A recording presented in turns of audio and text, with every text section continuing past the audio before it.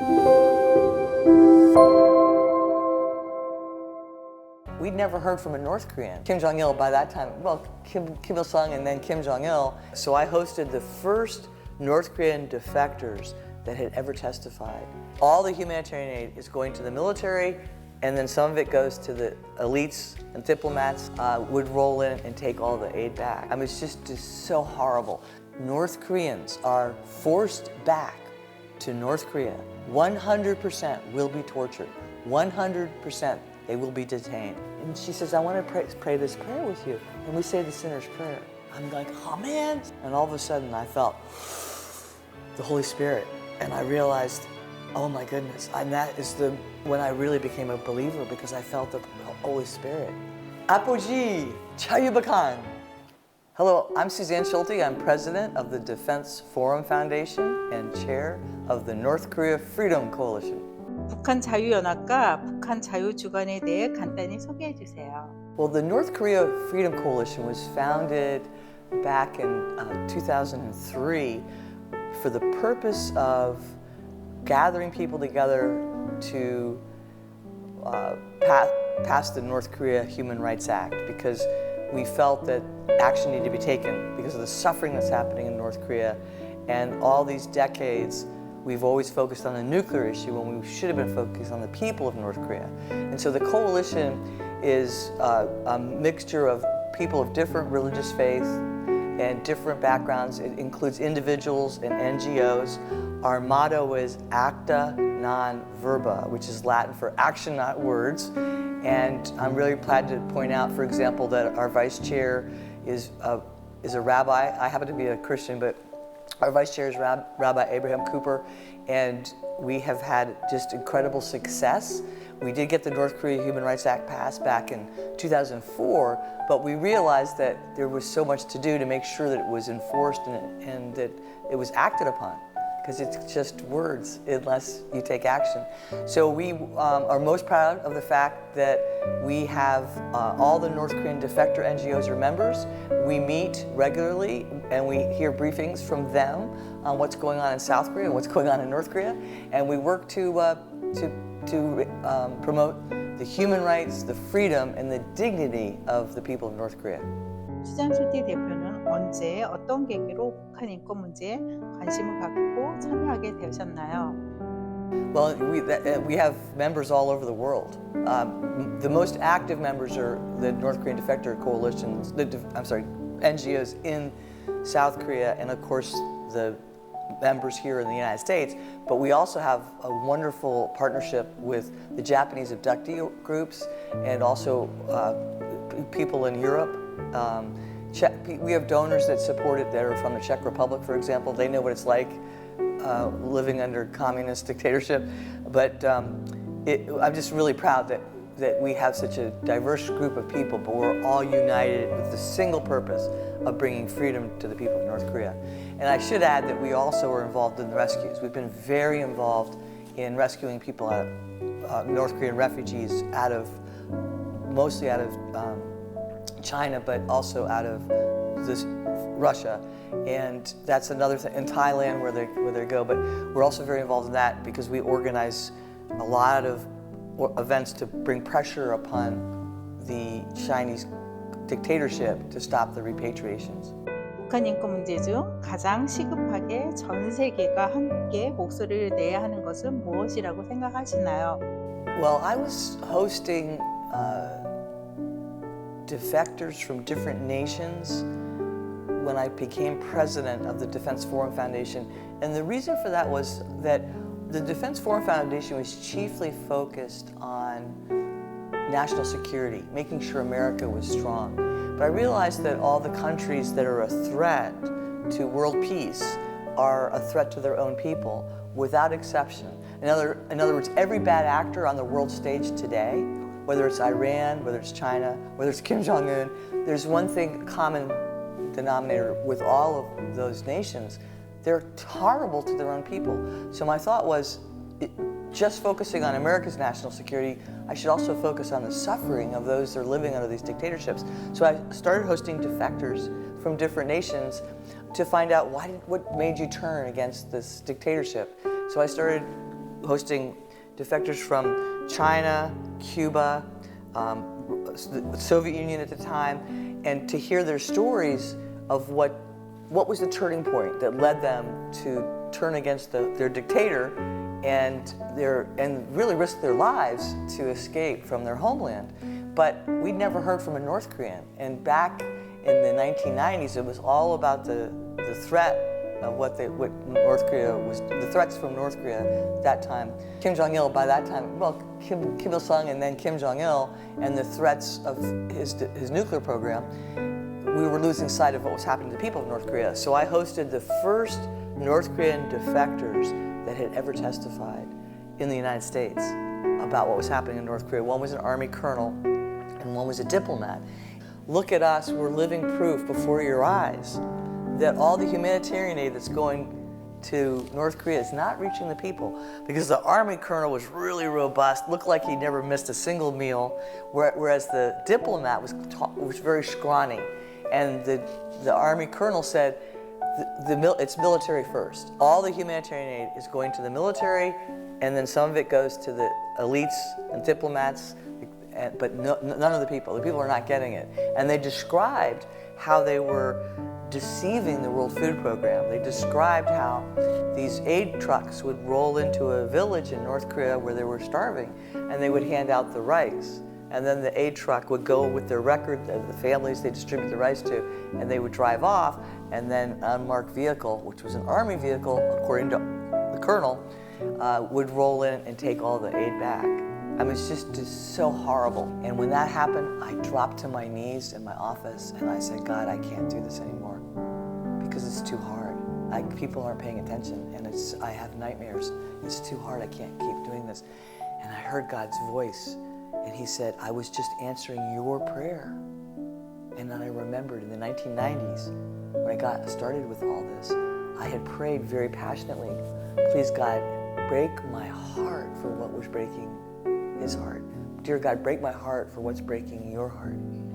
And that's what God reminded me. I was just answering your prayer. You told me. You wanted to know what was breaking my heart.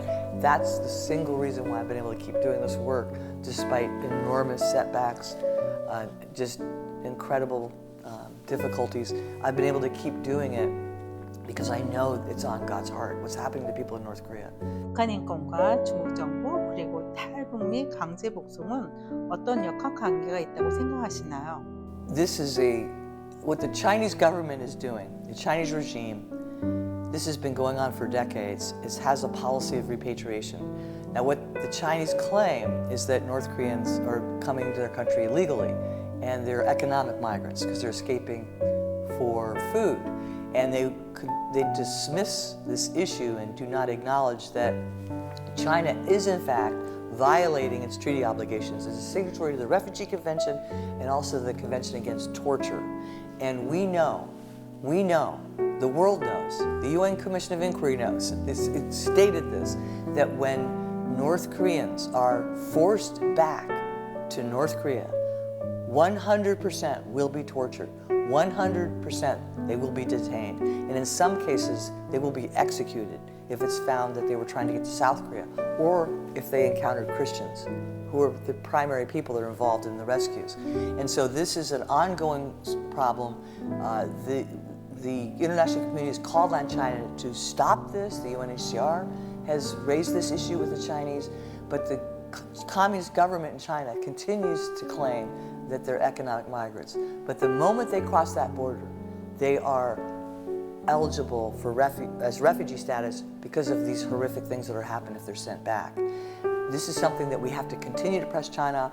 I'm a big believer that we should be sanctioning the officials, the Chinese officials that are involved in this, because I contend that the Chinese officials that are involved in repatriations are complicit in murder, because these people, in many cases, these people are going to be publicly executed. And certainly that's going to happen now, because Kim Jong-un is trying to seal that country, because he knows the only way he can maintain power is to keep the North Korean people in the dark.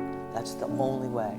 And so a source of information is these people being forced back. And so this is an urgent issue that we need to continue to address. 수잔숄티 대표는 신실한 크리스찬이라고 하던데 모태신앙인가요? 아니면 크리스찬이라는 것이 북한 인권 문제에 어떤 영향을 미쳤다고 생각하나요? When I was growing up, my father would take our family to church, and I thought that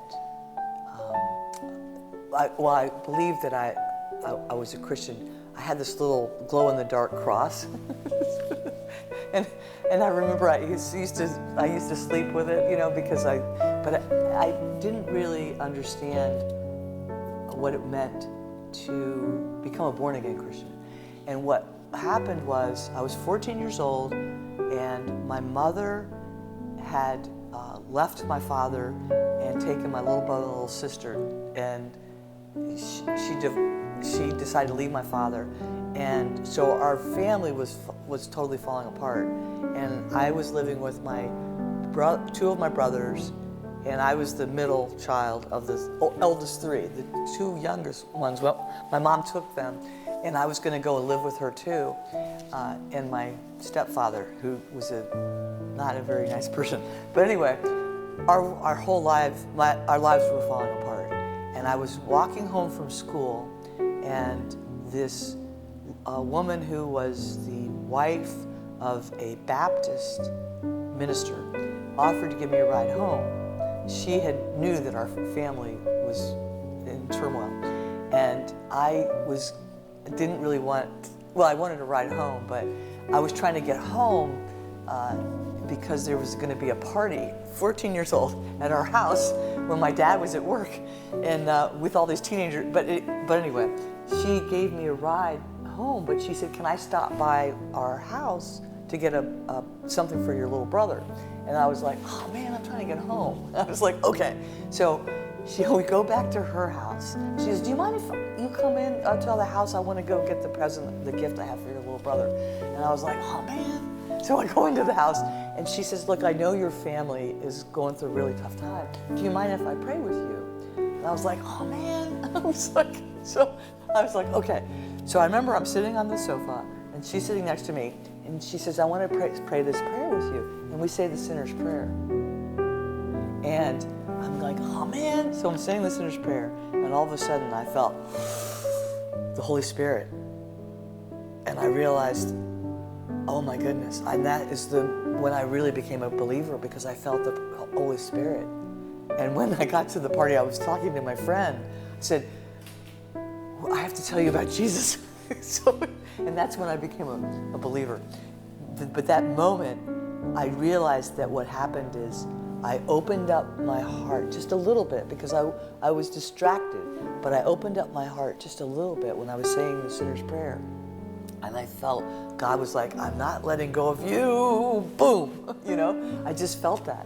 So I've had really just amazing things in this work, but I was on a road trip with my husband. We were going to speak at some churches and talk about the Free North Korea Radio and North Korea Freedom Coalition and the work that we were doing.